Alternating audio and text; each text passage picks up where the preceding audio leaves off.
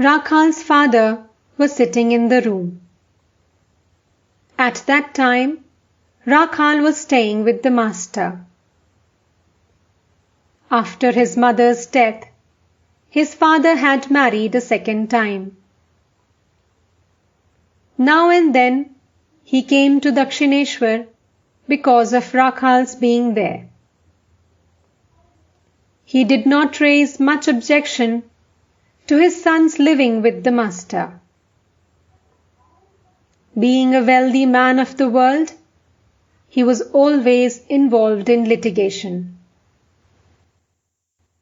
There were lawyers and deputy magistrates among Sri Ramakrishna's visitors.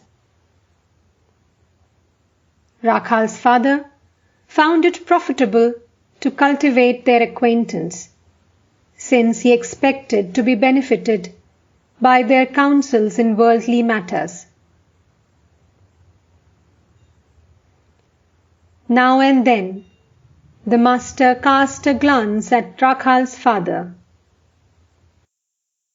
It was his cherished desire that Rakhal should live with him permanently at Dakshineshwar. Master, to Rakhal's father and the devotees.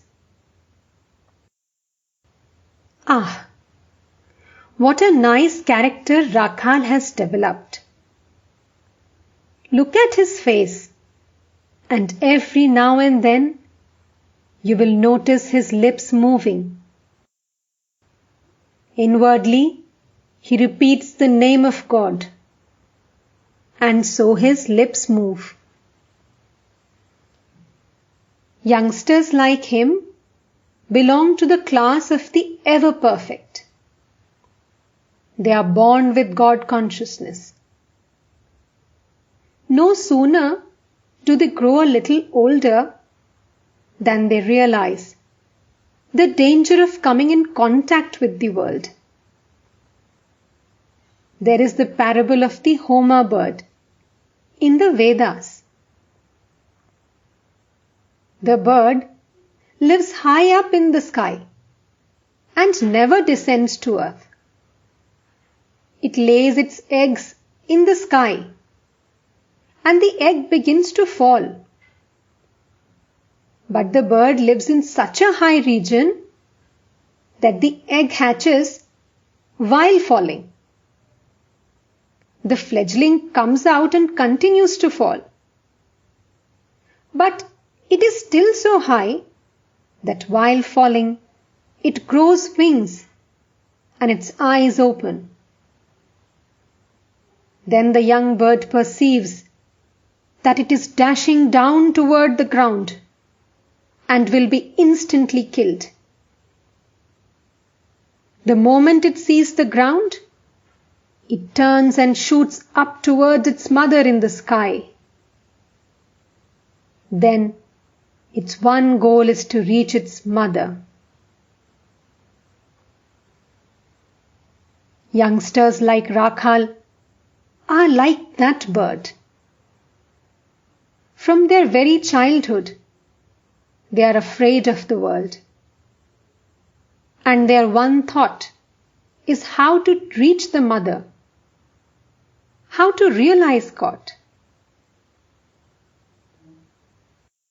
You may ask, how is it possible for these boys, born of worldly parents and living among the worldly minded, to develop such knowledge and devotion? It can be explained. If a pea falls into a heap of dung, it germinates into a pea plant nonetheless. The peas that grow on the plant serve many useful purposes. Because it was sown in dung, will it produce another kind of plant? Ah, what a sweet nature Rakhal has nowadays. And why shouldn't it be so? If the yam is a good one, its shoots also become good. All laugh.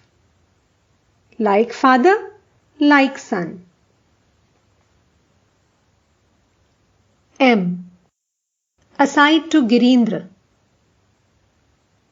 How well he has explained God with and without form. Do the Vaishnavas believe only in God with form? Girindra. Perhaps so. They are one-sided. M. Did you understand what he meant by the eternal form of God? That quartz? I couldn't grasp it well. Master. To M. Well, what are you talking about? M and Girindra smiled and remained silent.